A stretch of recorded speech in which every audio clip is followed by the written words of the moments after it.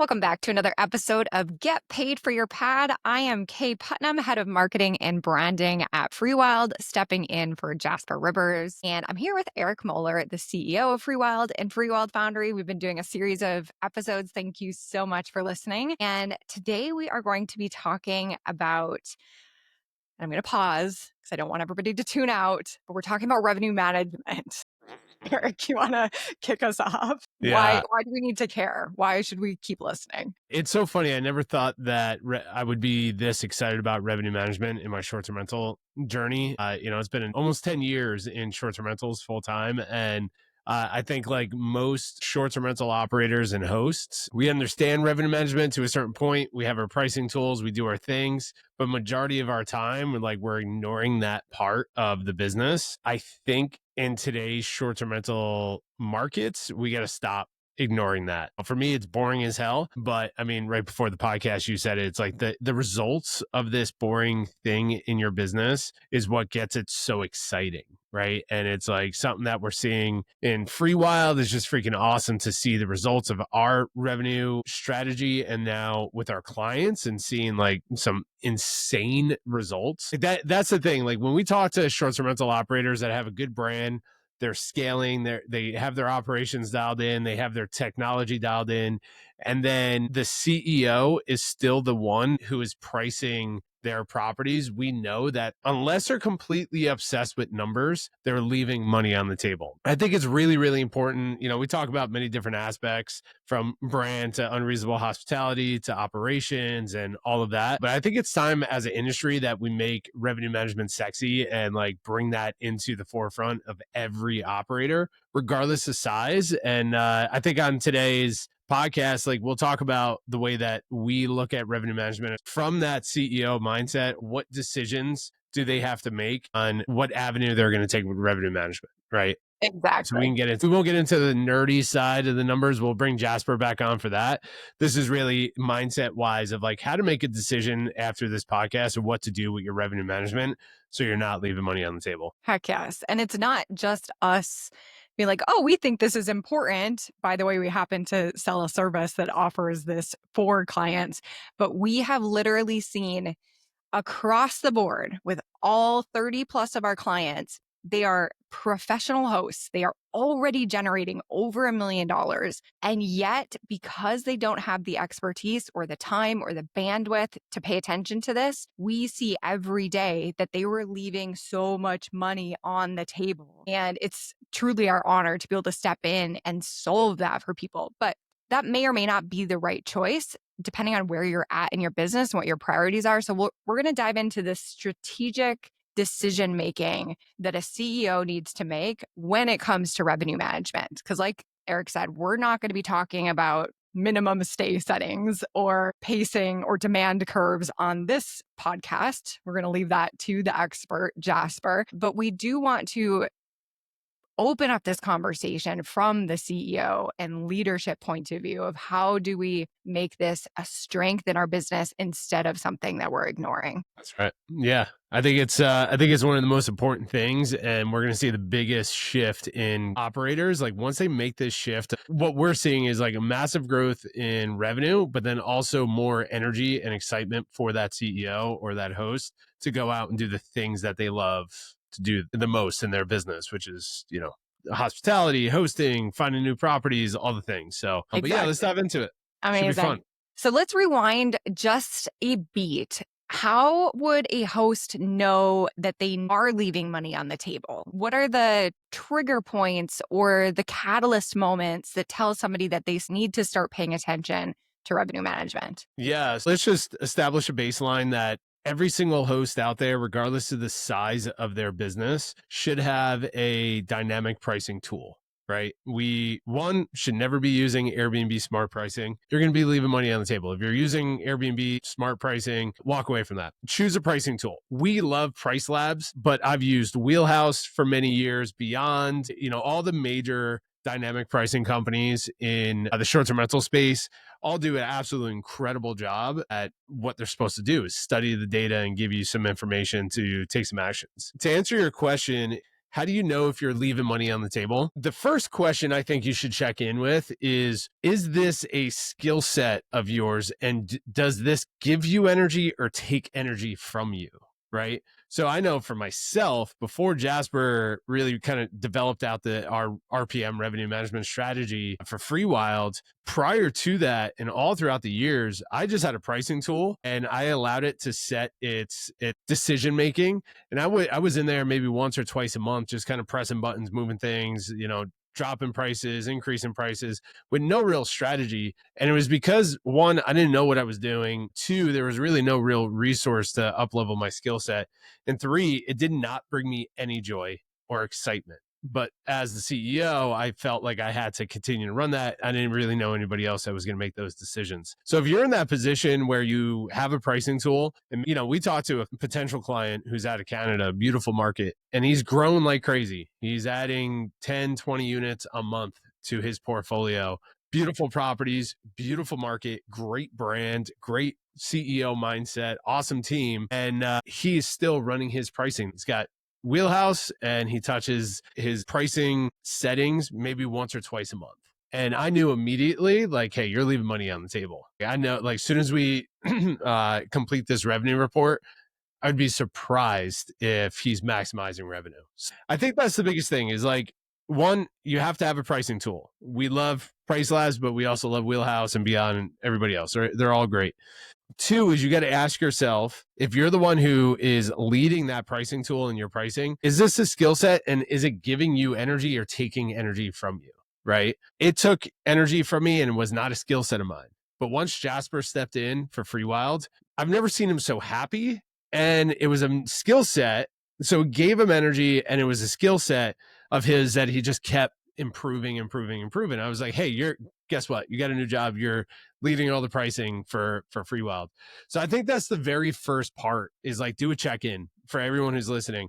Do you have a pricing tool? If you're the one who's leading the pricing or whoever on your team is leading the pricing, is it a natural skill set? And does it give you energy or take energy? If it takes energy, you got to get this off your plate immediately because you're leaving money on the table, without a doubt. You who's listening, I'm sure you're feeling a little bit too seen at the moment. I know that we hear this from hosts all of the time. Some of the other symptoms that I've heard from some of our clients and through the team, it seems like if everything else is going well, but you're still not earning as much revenue as you think that you should compared to what you're seeing other people getting booked at. So, like, you have good reviews, you're providing a really great experience, you have great properties, and something's still not working. If you're ignoring revenue management, that very well could be the key because it's one of the most important pieces of the business.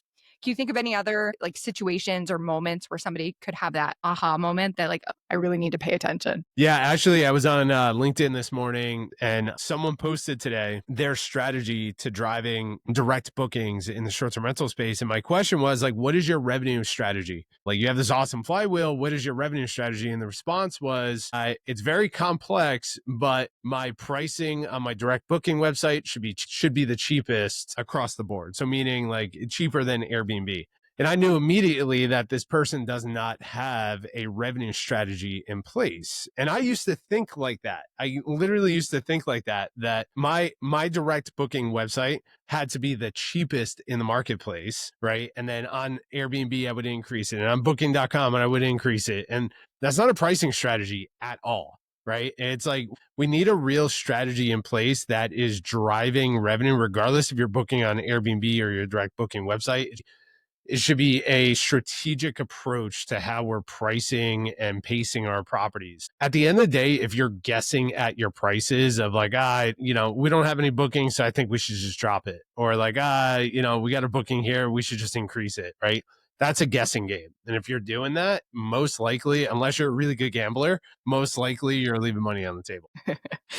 I am not a great gambler, not great with numbers. So if I'm having that realization, how do I fix this? Like, what do I do about it? What are the different options to truly maximize revenue with a strong strategy? Yeah. So the way that I look at it, there's three main approaches to this. Like if you're in that position, the first step is to do that check-in. Is this giving you energy or taking energy? And is it a skill set that you either have or desire to improve? Right. That's the first step. Because look, you might be in that position, but just like Jasper, just like discover that you absolutely freaking love this and that's all you want to do and drive that, or you're really talented at it. And you're wearing many hats, but you're driving some really good results and you enjoy your time going there. If that's the case, then this first option is for you. It's like level up your skill sets, right? Hire a coach, invest in a program like Cash Flow Mastery that teaches you how to do it. Determine if you want to keep this on your desk or not, and up level your skill set by investing into your education, right? And you have to recognize that this is a skill set that's driving revenue in your business. And that's one of the most important things you can do in your business, obviously, is drive revenue. So it's totally okay if the owner of the company wants to focus on that, but you have to treat it as important as every other part of your business. So it's an everyday focus on every single listing to maximize revenue, right? And you got to understand strategy versus guessing through Yep. that It's process. it's like guest communication or turnovers. You can't ignore it and think that everything is going to be peachy keen. And I do want to add one kind of like pragmatic angle as well. When we're entrepreneurs and we're growing, maybe we just have one, two, three properties. Our other two strategies may not make sense. And even if this doesn't light you up, you're going to get better results by having some baseline level of knowledge in this area of your business because it's a core business function. So if you are relatively small, not a ton of properties, this first option may be the best bet, at least for now, until you can potentially increase your revenue so that you have that extra profit to delegate or outsource or do something else in one of these other two paths that we're going to share. 100%. Like Eric mentioned, we have a course. You want to make sure that you're learning from somebody who is short-term rental specific. We will get into this a little bit when we talk about one of our other paths, but revenue management from the hotel world or from the airline world is actually very, very different from the short-term rental world. So if you are investing in this skill set, in educating yourself, make sure that you're learning from somebody who also specializes in the short-term rental market. All right, next path. What else could we do?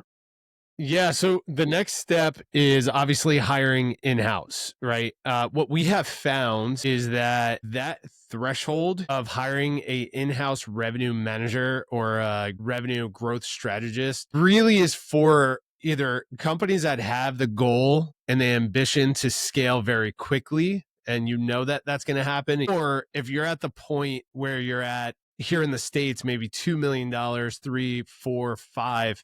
It depends on the business. It depends on the asset, the marketplace. But this is really for more established companies that are growing, right? So and the reason for that is one, it's very difficult to find qualified short-term rental revenue managers or revenue growth strategists who really understand the industry, really understand revenue management. We've interviewed hundreds of people for RPM, and we have really perfected how to find the right individual as a revenue manager.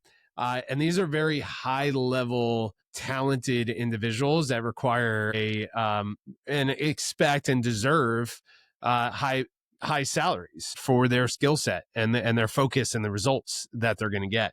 What we see a lot is clients will come to us for the RPM program, even having a revenue manager in place. And that revenue manager will also be an ops manager and also be head of housekeeping and like all these other parts. And he or she is like focused on revenue management, but also being pulled in different directions, right? Or it's somebody who enjoyed numbers, but is not really a revenue manager who understands the process. If you're going to go down this path of investing into a revenue manager in-house, just know that one, depending on where you're in the country, invest anywhere between $75,000 to $200,000 plus for that individual. And then if you're hiring, you want to hire from the short-term rental space, which is very, very rare to find and difficult to find. And then you also want to have that person in the seat, right? 100%. The whole story of right people, right seats. Like you don't want your revenue manager also leading ops and housekeeping or whatever. They're 100% focused on scaling.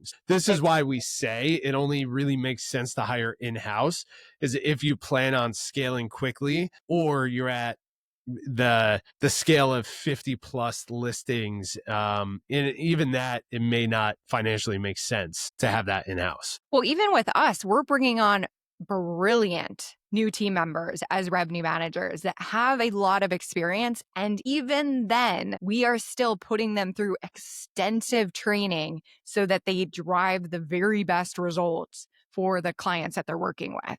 So we're investing time, we're giving them a ton of education and coaching and mentorship, all to get to this end result of having this in-house human. So it would be a lot to take on, even for a company that's generating 5 million, 6 million, 7 million. It gets to be a lot for sure. I mean, it probably took us well over 6 months to figure out how to recruit these individuals. And then we're continuing to develop out the training process for them. Our goal in Freewyld Foundry is to develop the most talented and skilled revenue managers in the short-term rental space. That is the number one problem when it comes to revenue management, is finding qualified revenue managers in the short-term rental space. And I get this question a lot. If I have price labs, why do I need a revenue manager? My comment to this is we have to look at the pricing tools that we have as just our technology and data tools, right? It's almost like saying to an operator, how do I need boots on the ground if I have a property management software? Right? Like that's kind of like the mindset that you have to look at this, is that our pricing tools are there to support and give us information, but you need the skill set of the individual to bring to the table what we call the art and magic of revenue management, where they understand the data, they understand the market, they understand the temperature of the owner of the properties and the whole thing to make gut decisions on that data. And there's some gambling there to understand, like, are we going to maximize and hey, it didn't work. All right, we got to start dialing back, or we got to improve, whatever that is. So if you're going to enter into this second part, like really understand that we have to find and train the best short-term rental revenue managers. They have to understand not only revenue management, but they have to understand how to optimize short-term rental listings and how those operate to really maximize revenue. Yep. I also like the analogy of having a Ferrari in the garage. Like, you might know how to push some buttons and make some things light up, but that doesn't mean that you're an expert driver. You really need that expert to handle the machine. And Price Labs and the other pricing tools are these Ferraris. Like, they have so much in them, but you have to know how to deal with it. So we presented two options. Maybe this doesn't fit. So they don't want to do the DIY. They don't want to hire in-house. What's left? The third option is to partner with a third-party revenue management company, right? So for Freewyld Foundry, we have RPM, which is our high touch service where we partner with property managers. We lead 100% of the revenue management, and we're responsible for driving results on the revenue side. And then our partners, property managers, are focused on driving results on the operational side, right? Now, for RPM, we only focus on the top 1%. We've niched down to focus on companies and brands in the short-term rental space. They're in that threshold where they're growing, but they're not at scale yet to hire in-house. But again, the CEO is probably doing the numbers and all that. If you're doing $1 million or more in revenue, we can support you on that side. But for everybody else, if you have one listing, if you have 5 listings, 10 listings, whatever that is, or maybe you're doing less than $1 million, there's plenty of services that are in our space of these experts, revenue management experts, that can truly bring you value. Right now, you have to get over the mindset of what you're going to pay for these services, right? There's 2 options. Typically, there's like a price per listing for a revenue management service company, or the way that we do it, we have a revenue share, a percentage of top line revenue that we charge for us to lead revenue management. But then our philosophy in this is when you earn, we earn, right? So our guarantee is like, if we're not generating you more money, we don't charge you a fee type of thing. Now, the reason why I share this is like there is a lot of revenue management company or services that are out there, and you got to be very careful with who you partner with. The reason why we even created RPM in the first place is because we saw that in the market, there's only one or two really good players that are focused on truly maximizing revenue. Majority of all the other revenue management services and third-party individuals that would act as a service provider to you, they are pretty much doing what you're doing with your pricing, meaning they have virtual assistants overseas that are in your profile in your price labs or wheelhouse, and they're punching buttons, but they just have some settings. They look at some things, they adjust it, and then they move on.